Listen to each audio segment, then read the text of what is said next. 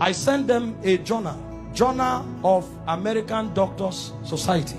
They did an investigation on the physical death of Jesus, and the conclusions they came out with. These are not Christians, these are scholars. They decided to study the physical death of Jesus. What they came up with, I only came with the pictures to show you, to give you an idea.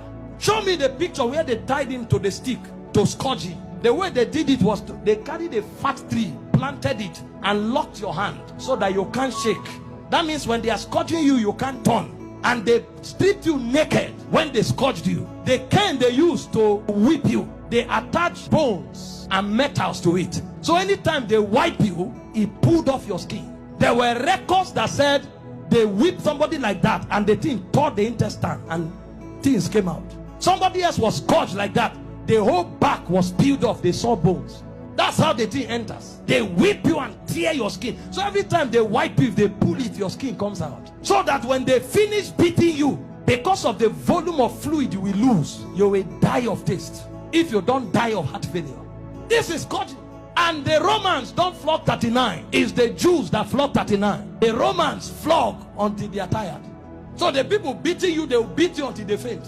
When they finish scourging you like this, if life remains in you, then mercy spoke for you. After they scourged him, they now took him trekking with the cross for close to 1 kilometer to Golgotha.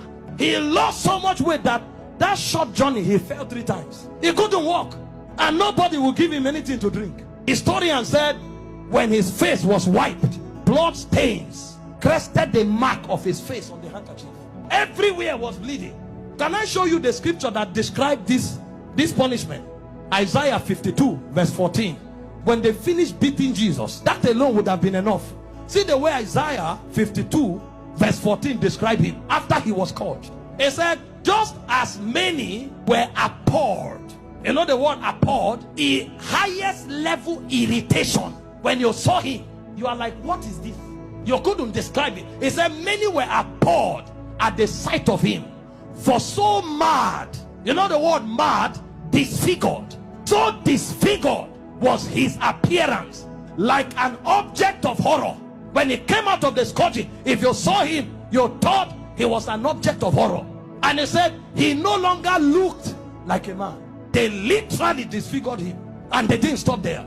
They now gave him the cross, carried it, and went to Golgotha. Then they began crucifixion. In crucifixion, they nail you at your wrist, because the idea was for you to hang there until you suffocate.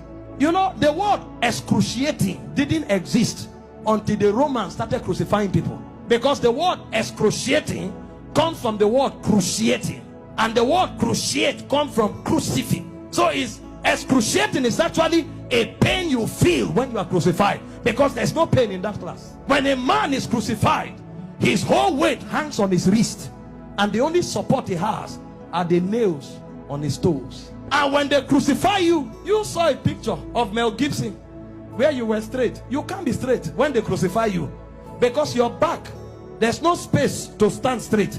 You have to turn sideways to hang, because this is how you hang. Your weight actually hangs on your wrist. If you are tired and you want to gain small balance, you now push it on your toe that is on the nail. That's why when they wanted to kill the criminals, they broke their legs. And the reason is because when you are hanging, your stomach is bent so that your diaphragm can breathe. Air can enter. So Jesus was there for 6 hours. You know what that means? For 6 hours, every time he breathed, he had to pull himself up. So he pulled himself on a nail up to breathe for 6 hours. He will pull up, breathe, go back, pull up for 6 hours. Remember, his back is already torn. So as he's pulling up, he's feeling pains on the wrist, his back is scrubbing on the cross, and his leg is feeling pain. To breathe and go back. Every breath was death for you for 6 hours. And they were mocking him at the same time. So there was soulish torture, there was physical torture. As if that's not enough, he carried sin on him. So God was not connected to him at the time. God had to turn away. So there was spiritual torture, soulish torture, bodily torture. So much so that he cried, Eloi, Eloi, lama sabachthani, my God, why hast thou forsaken me? It's like a disconnection between your spirit and your soul. So the man was no longer alive. He died in the spirit before he died in the natural. The level of pain. We don't know what was done for us in 6 hours. And guess what? His mother was there. Can you stand naked before your mother? This is the man that the mother saw do wonders. How come? Imagine when he looked at their faces. See what you'll be interpreting. Some are saying, why? How come? Why can't you do anything today?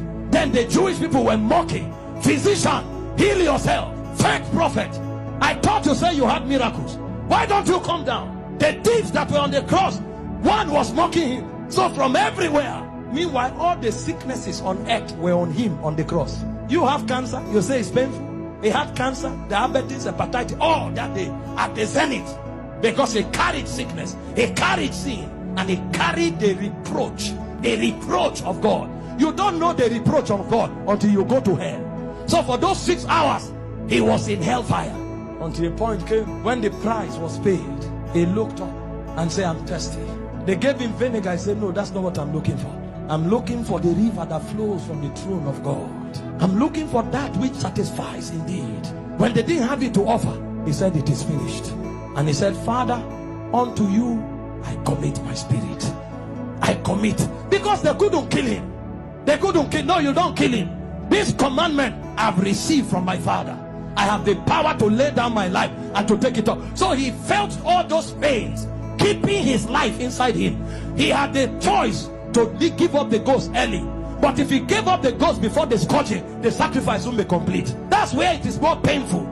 He had the power to say, no, now I depart. But he kept his life and suffered the pain. From the scourging, to the shame, to the reproach, to the embarrassment, to the flogging, to the crucifixion, until he checked and saw that the sacrifice was complete. Because he had the choice of letting you go to hell, or of keeping you while he stays in hell. He chose to stay in hell.